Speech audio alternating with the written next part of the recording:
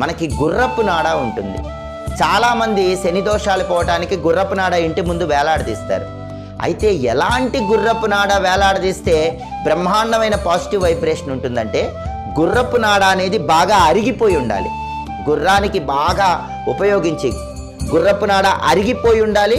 విరిగిపోయిన గుర్రపు నాడ అయితే చాలా మంచిది. ఎప్పుడైనా సరే గుర్రపు నాడ అనేది బాగా అరిగిపోయి కొద్దిగా అయినా సరే విరిగిపోయి ఉంటే, అలాంటి గుర్రపు నాడ మీరు శనివారం ఉదయం 6 నుంచి 7 మధ్యలో మీ ఇంటి ముందు భాగంలో తగిలిస్తే మీకు బ్రహ్మాండంగా అదృష్టం కలిసి వస్తుంది.